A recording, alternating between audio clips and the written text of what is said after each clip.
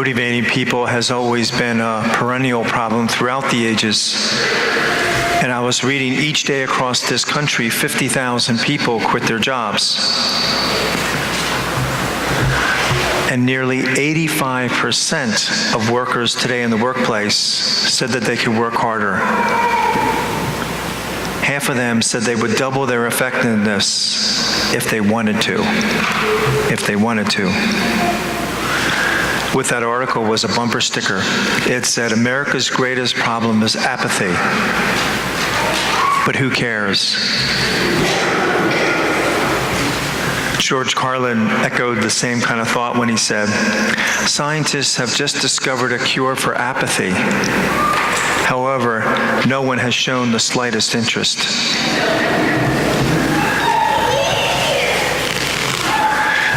Sometimes I think motivating people in the workplace is the same type of problems that exist in the church today, doesn't it? Enthusiasm, excitement.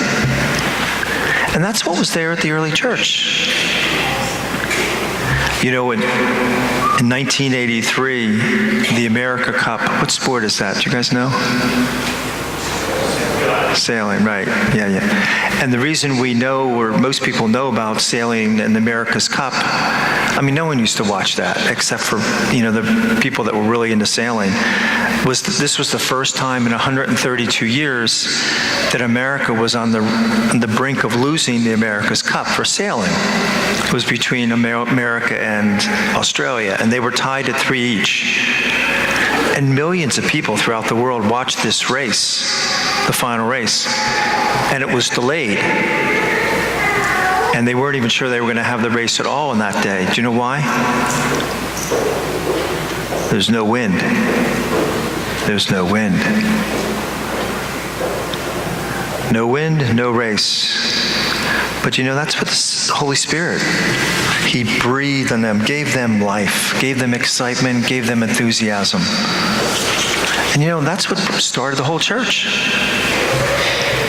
A group of 12 men and a few women that were attached with that started this whole church.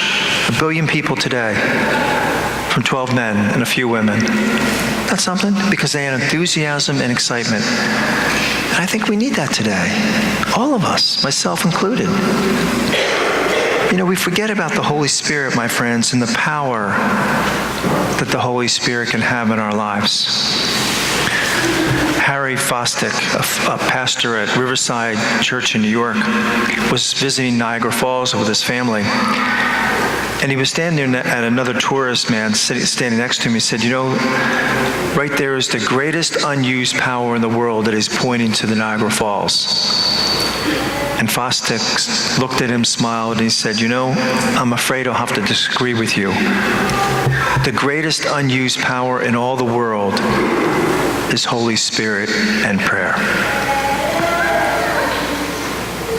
And I agree with that, my friends. In the bulletin is 2 little beautiful prayers in the Holy Spirit. Take those, read them, especially this week. The beautiful prayers of the Holy Spirit and its tremendous access of power that we kind of forget about. A young man was working for a stained glass window master. And he was working for him for a year and really couldn't pick up the trade, or didn't even come close to matching the master's talent, the apprentice. So one day the master was gone for the afternoon, and this young apprentice took all his tools and started trying to do this stained glass window.